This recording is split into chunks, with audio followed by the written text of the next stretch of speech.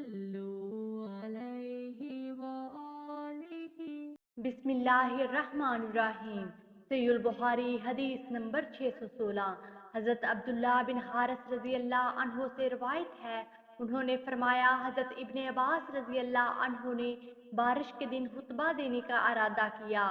جب مؤذن حی علی الصلاۃ تک پہنچا تو انہوں نے اسے حکم دیا کہ اعلان کر ہر شخص اپنے گھر میں نماز پڑھ لے۔ یہ سن کر لوگ ایک دوسرے کی طرف دیکھنے لگے تو حضرت ابن عباس رضی اللہ عنہ نے فرمایا، یہ کام اس شخص نے کیا ہے جو ہم سے بہتر تھا، اور یہ نماز جمعہ عظمیت ضروری ہے۔ صحیح البخاری حدیث نمبر 617۔ حضرت ابن عمر رضی اللہ عنہ سے روایت ہے، رسول اللہ صلی اللہ علیہ وسلم نے فرمایا، بلال رات کو اذان دیتا ہے، اس لیے تم روزے کے لیے کھاتے پیتے رہو تان کا ابن ام مکتوم اذان دے۔ راوی حدیث نے کہا، ابن ام مکتوم رضی اللہ عنہ ایک نبینے آدمی تھے، وہ اس وقت تک اذان نہیں دیتے تھے جہاں تک کہ ان سے کہا جاتا کہ صبح ہو گئی، صبح ہو گئی۔ صحیح البخاری حدیث نمبر 618۔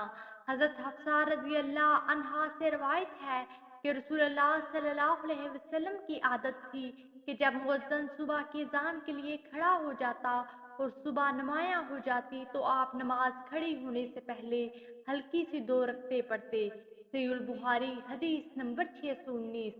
حضرت عائشہ رضی اللہ عنہا سے روایت ہے کہ نبی صلی اللہ علیہ وسلم نماز صبح کی اذان اور اقامت کے درمیان 2 ہلکی سی رکعات پڑھتے تھے۔ صحیح البخاری حدیث نمبر 620۔ حضرت عبداللہ بن عمر رضی اللہ عنہ سے روایت ہے کہ رسول اللہ صلی اللہ علیہ وسلم نے فرمایا، بلال رضی اللہ عنہ رات کو اذان دیتا ہے، اس لیے کھاؤ اور پیو تاں کا ابن ام مکتوم اذان دے۔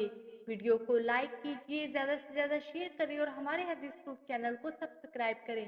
جزاکم اللہ خیرہ۔ اگلی ویڈیو تک کے لیے اجازت دیجیے، اللہ نگہبان۔